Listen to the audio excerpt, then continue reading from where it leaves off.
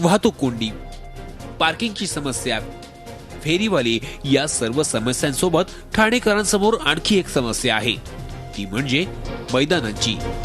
खेळायचं कुठे असा प्रश्न ठाण्यातील तरुण आणि खेळाडूंना पडतो।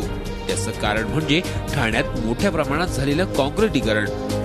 ठाण्यातील दादोजी कोंडदेव मैदान, शरदचंद्र पवार मैदान या ठिकाणी सामान्य तरुणांना प्रवेश नाही, कारण तिथं शुल्क भरावं लागतं। अशात ठाण्यात उरतात ती केवळ 2च मैदानं, गावदेवी मैदान आणि सेंट्रल मैदान।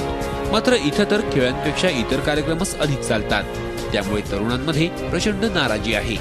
ते पोरांना इथं खेळायला जागा नाही ठेवली आहे लोकांनी।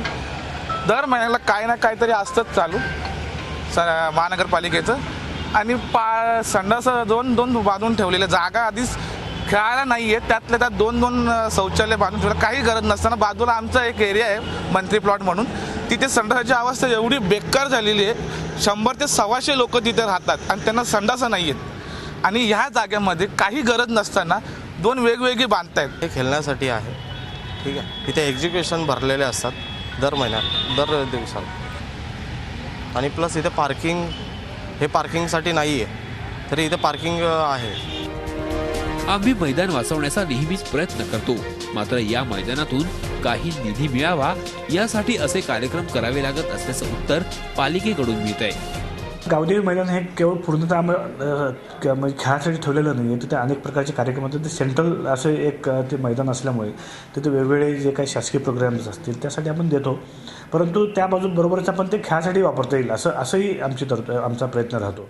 त्यामुळे पूर्णतः खेळासाठी नाही, पूर्णतः ह्याच्यासाठी नाही असे आमचे, परंतु प्रभागामध्ये मात्र अशा पद्धतीची मैदानं निर्माण व्हावीत यासाठी आयुक्तांनी निर्णय घेतलेला आहे, आणि त्याची अंमलबजावणी करण्यादृष्टीने आम्ही पावलं उचललेली आहेत। कधी काळी तलावांचं शहर असणाऱ्या ठाण्यातून एक तलाव कसे गायब झाले कळलंच नाही, आणि आता तीच वेळ आली आहे इथल्या मैदानांवर।